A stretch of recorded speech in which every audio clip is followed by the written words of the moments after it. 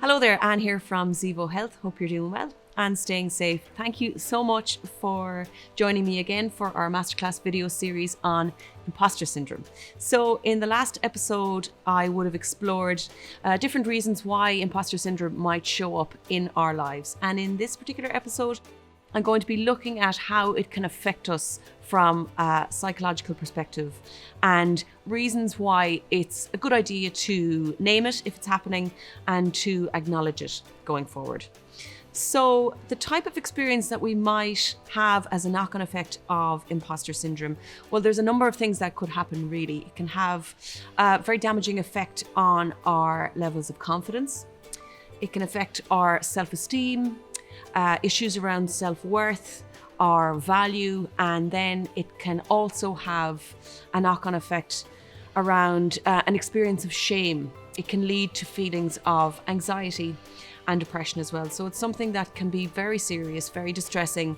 If you can imagine the day-to-day effect of having imposter syndrome, the feeling of being found out, or there only being a matter of time until people see the real you. Think about that and what it's like as a kind of a snapshot of a day. If you're sitting on the edge of your seat and you're waiting for the other shoe to drop, as they say, or you're in a kind of hypervigilant mode and waiting for those around you to say something that makes everything come crashing down, or to reveal something around your perceived shortcomings, or your inability to do certain things, or your insecurities, or anything like that. So that can mean that we are in survival mode.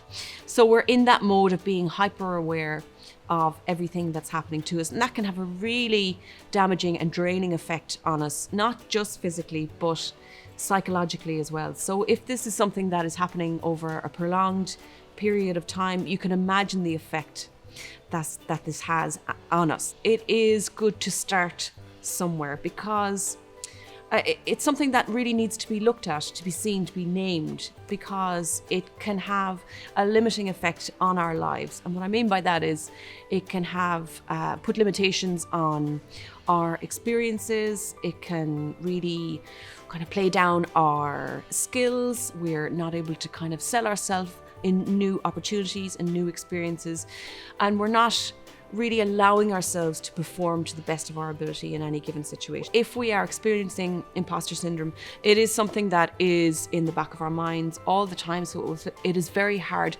not to listen to that voice, and it's very hard not to let it get in on our experiences. So if you can kind of couple those two experiences, let's say for an example, if you were to go through an experience while you had that undercurrent of imposter syndrome, compared to a similar experience where you allowed yourself to flourish and you allowed yourself to embrace your flaws, learn from your mistakes, and really develop in new experiences that would allow you to open up new opportunities and open up new pathways, be it in your career or be it in your personal life. So these are reasons why it is really important, if you are suffering from imposter syndrome, to name it, to acknowledge it, and then to start to get a handle on it.